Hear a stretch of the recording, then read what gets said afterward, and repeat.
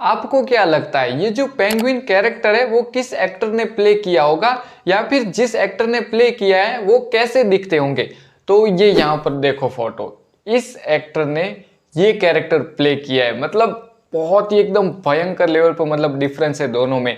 तो ये फर्क है जब एक आदमी मेकअप करता है, और बाकी तो आप समझदार ही हो। मैं इस वीडियो को लेकर थोड़ा सा लेट हूं क्योंकि द पेंगुइन सीरीज के वीक में एक एक एपिसोड आ रहे थे, और इसका जो लास्ट एपिसोड है मतलब कि एपिसोड 8 जिसे रिलीज हुए 24 घंटे से भी ज्यादा का समय हो गया है। और ये मैं अभी की बात कर रहा हूं जब मैं ये वीडियो रिकॉर्ड कर रहा हूं, लेकिन आप तक पहुंचेगा तब तक तो और भी थोड़ा सा ज्यादा टाइम लग जाएगा, क्योंकि बाकी आपको पता है कि क्या थोड़ी बहुत प्रोसेस रहती है एडिटिंग वगैरह। लेकिन मेरे पास इसका एक वैलिड रीजन है। तो रीजन ये है कि मैं हफ्ते दर हफ्ते एक एक एपिसोड नहीं देखता हूं। जब सारे रिलीज हो जाते हैं तो सब एक साथ ही देखता हूं। और जब इस सीरीज के सभी एपिसोड रिलीज हो गए तो मैंने साथ में देखे, और फिर मुझे ऐसा लगा कि इस पेंगुइन कैरेक्टर को द बैटमैन मूवी में मैंने कहां पर देखा था।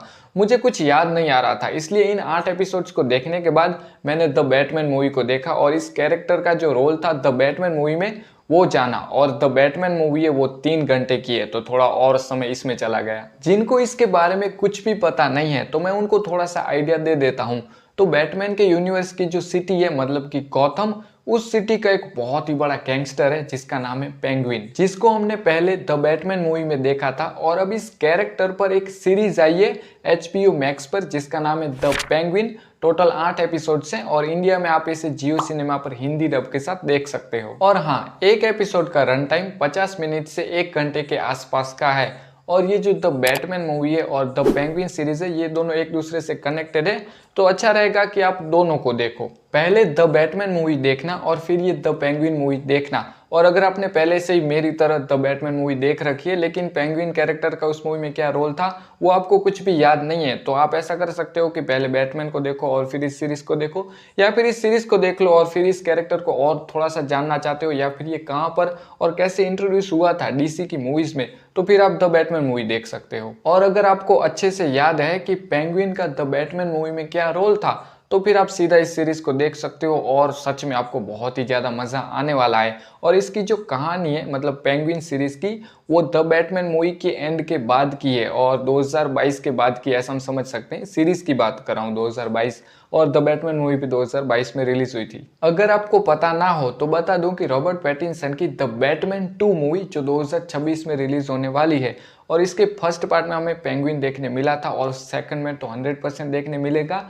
और इस बार उसका एक बहुत ही बड़ा रोल होगा इस मूवी में, और साथ में पूरी ऐसी शक्यता है कि जोकर भी देखने मिलेगा। क्योंकि अगर आपको पता हो कि द बैटमैन मूवी के एंड में एक जोकर का सीन था पोस्ट क्रेडिट, जो कि हाँ हालांकि बाद में उसको डिलीट कर दिया गया था, कुछ शायद पर्सनल रीजंस थे DC के, लेकिन ऐसा पूरा चांसेस है कि बैटमैन 2 मूवी जो 2026 में रिलीज होगी उसमें हमें पेंगुइन और जोकर दोनों देखने मिल सकते हैं। ये जो पेंगुइन कैरेक्टर है वो लोगों को बहुत ही ज़्यादा पसंद आ रहा है, और जिन्होंने अब तक ये सीरीज नहीं देखी है और अब देखेंगे उनको भी बहुत ही ज़्यादा पसंद आएगा। और इसी एक कैरेक्टर की वजह से ये सीरीज बहुत ही ज़्यादा फेमस होने वाली है और बहुत ही ज़्यादा आगे बढ़ेगी। पर हाँ, एक तरीके से देखें तो ये DC की मूवी है, और ये जो कैरेक्टर है इसके पास कोई सुपर पावर नहीं है, पर ये बहुत ही ज़्यादा चालाक है, शातिर है, लोगों को गुमराह कर लेता है, जैसे कि कहो कि हिप्नोटाइज या फिर मैनिपुलेट। मतलब वो अपनी बातों में लोगों को ऐसा उलझा लेता है ना कि ये दिमाग से शातिर है। इसके पास सुपर पावर नहीं है, पर ये बहुत ही एक हरामी टाइप का बंदा है। दिमाग के खेल वो बहुत ही अच्छी तरीके से खेलता है, पर हाँ इसकी भी कुछ वीकनेस हैं। और ये एक ऐसा कैरेक्टर है, जैसा हम अक्सर मूवीज में देखते हैं ना, कोई कैरेक्टर कहता है कि मैं इस सिटी पर राज करना चाहता हूँ। जब वो छोटा है ऐसा कहता है, उसका एक सपना होता है, तो ये वो कैरेक्टर है जो ये कह रहा है कि मतलब छोटा था तब से ये कह रहा है कि एक दिन मैं इस गौतम सिटी पर राज करूंगा। तो ये इसका सपना है जिसको वो पूरा करना चाहता है, और इस सपने को पूरा करने के लिए वो किसी भी हद तक जा सकता है। इस सीरीज में बहुत सारे अलग अलग कैरेक्टर्स देखने मिले, कुछ अच्छे और कुछ बुरे, लेकिन इनमें मैं सबको तो मेंशन नहीं करना चाहूँगा, पर एक को जरूर से करना चाहूँगा। मतलब कि पेंगुइन के अलावा वो है सोफिया फाल्कन या फिर जिगांते वॉटएवर।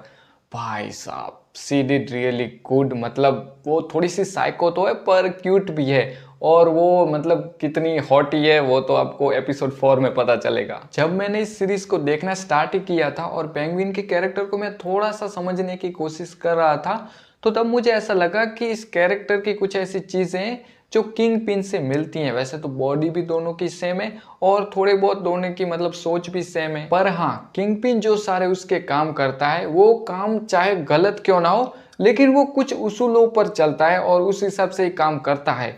लेकिन ये पेंगुइन ये एक नंबर का हरामी है, इसको अगर फायदा हो रहा है तो ये किसी को भी धोखा दे देगा। और किंगपिन उतना बहुत ज्यादा बोलता नहीं है, वो जब कोई जरूरी बात होती है तब बोलता है या फिर उसका प्यार का मामला होता है तो तब बोलता है। लेकिन ये पेंगुइन ये थोड़ा सा बहुत ज्यादा बोलता है और इसका नाम पेंगुइन है। इसके पीछे का रीजन एज माई नॉलेज ये है कि वो पेंगुइन की तरह चलता है। वैसे तो उसका नाम मतलब कि शॉर्ट नेम जो है वो ऑस है और फुल नेम जो कि ऑसवर्ल्ड है या ऑसवर्ल्ड। पेंगुइन कोई हीरो नहीं है और ना ही वो कोई एंटी हीरो है, प्योर विलन है। लेकिन अक्सर ऑडियंस को और हमें भी विलन की कहानी देखना बहुत ही ज़्यादा मतलब मज़ा आता है। पर हाँ ये बात याद रखना थोड़ी सी दिमाग में कि आप जब 8 एपिसोड तक उसको देखोगे ना तो आपको शायद ऐसा थोड़ा सा लग सकता है कि वो मतलब प्योर विलन नहीं है या फिर उसके हालातों ने उसको ऐसा बनाया है या फिर वो एंटी हीरो है। पर इसके मतलब सीरीज की एंडिंग है, 8वें एपिसोड की जो एंडिंग है वो आपको फिर से याद दिला देगी कि नहीं भाई आप गलत सोच रहे हो, ये एक विलन ही है। और वैसे एक तरीके से ये सही चीज़ थी हमें रिमाइंड करना कि आप जिसकी तरफदारी अगर दिमाग में थोड़ा सा सोच रहे हो तो ये कौन है, ये कैसा कैरेक्टर है, तो ये विलन ही है। और इस कैरेक्टर को बहुत ही अच्छी तरीके से ये सीरीज हमारे सामने इंट्रोड्यूस करती है और आगे बहुत ही ज़्यादा मज़ा आने वाला है जब हम और मूवीज़ में डीसी की तरफ से इसको देखेंगे। इस सीरीज को देखते समय एक बात तो बार बार दिमाग में आती है कि जब ये सब कुछ हो रहा है तब बैटमैन कहाँ है।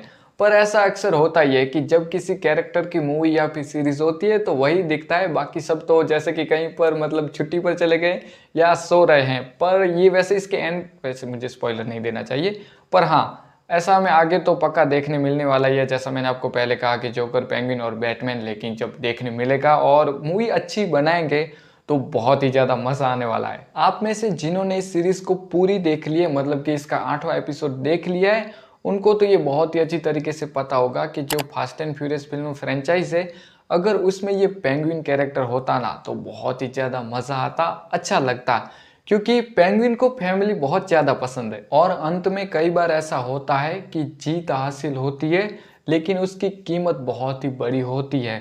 सीरीज में सबका परफॉर्मेंस एकदम ही बेस्ट है और ये जो कैरेक्टर है कारमाइन फाल्कॉन और ये जो एक्टर है जिन्होंने प्ले किया है, वैसे ये डीसी में 3 मूवीज में काम कर चुके हैं, शज़ैम और ग्रीन लैंटर्न, रायन रेनॉल्ड्स की सुपर डुपर हिट मूवी, और फिर एक ये तो पेंगुइन। डीसी की तरफ से इस सीरीज को लेकर एक ऐसी बात है जो मुझे पसंद आई, वो है इस सीरीज की कास्ट, जिसमें कोई ऐसा बड़ा फेमस चेहरा नहीं लिया, जो कि अच्छी बात थी। वरना ऐसा आजकल बहुत ही ज़्यादा होता रहता है कि पहले से ही कोई एक्टर किसी रीज़न की वजह से फेमस है और फिर बड़े बड़े स्टूडियो उसको कोई और एक बड़ा कैरेक्टर दे देते हैं, तो वो थोड़ा सा अच्छा नहीं लगता है, क्योंकि हमारे दिमाग में एक साथ फिर 2 कैरेक्टर चल रहे होते हैं। और ये मैं मतलब ब्लैक एडम की बात नहीं कर रहा हूँ।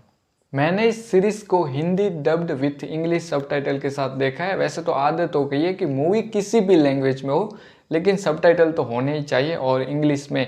तो मैंने इसको हिंदी डबिंग के साथ देखा है। आपका तो मुझे पता नहीं, शायद आप इंग्लिश में देखो या जो भी है। और ये मैं डबिंग का मामला इसलिए मेंशन कर रहा हूँ कि इसकी जो डबिंग है इसको लेकर मुझे एक शिकायत है कि वैसे जो वॉइस से कोई कैरेक्टर बोल रहा है वो सब कुछ एकदम ही परफेक्ट है, बहुत ही ज़्यादा अच्छी डबिंग की गई है। साथ में इसका जो ट्रांसलेशन है जो जिसने भी किया है वो भी बहुत ही ज़्यादा अच्छा है। लेकिन कुछ ऐसी डबिंग वाली चीज़ें, मतलब कुछ ऐसी आवाज़ है जो बहुत ही ज़्यादा अनोइंग है। जैसे कि जब कोई कुछ खा रहा है या फिर मतलब कोई जब चिल्ला रहा है कोई दर्द में, तो ये सारी जो आवाज़ है वो जिस तरीके से उन्होंने डबिंग की है वो बहुत ही ज़्यादा अनोइंग लगती है। और मैंने इंग्लिश में भी उन सीन्स को देखा। वैसे इंग्लिश में जो ओरिजिनल सीन्स है उसमें तो कोई आवाज़ नहीं होती है, जैसे कि जब कोई गिरा या फिर ऐसे नहीं करते हैं यार, वो फिर हिंदी डबिंग में डाल देते तो ऐसा लगता है कि यार ये क्या है। तो वो जो सारे थोड़े बहुत सीन है वो तो मैंने इंग्लिश में ही देखे हैं। तो डबिंग को लेकर वैसे बाकी सब चीज़ें अच्छी हैं जैसा मैंने बताया, लेकिन ये कुछ थोड़ी सी अनोइंग चीज़ें हैं। मैंने पूरी कोशिश की है इस वीडियो को स्पॉइलर फ्री बनाने की, और अब अगर ओवरऑल बात करें तो पर्सनली ये सीरीज़ मुझे बहुत ही ज़्यादा पसंद आई, और ख़ासकर पेंगुइन कैरेक्टर वो भी मुझे बहुत ही ज़्यादा पसंद आया। और मैं इस सीरीज़ को 8.5 आउट ऑफ 10 की रेटिंग देना पसंद करूंगा। अगर आप एक डीसी लवर हो या फिर बैटमैन लवर हो या फिर आपको डीसी के फ्यूचर का जो धमाका होने वाला है उसको एक्सपीरियंस करना चाहते हो, या कुछ भी आपके पास देखने के लिए नहीं है, तो इस सीरीज़ को जरूर से देखो। वैसे आप ये वीडियो अगर यहाँ तक देख रहे हो तो मुझे पक्का मतलब पता है कि आपने इस सीरीज़ को देख लिया है या फिर आप देखोगे ही। एंड अगर देख लिए तो कैसी लगी, कैसा एक्सपीरियंस रहा, ये मुझे जरूर से कमेंट में बताना। मिलते हैं नेक्स्ट वीडियो में।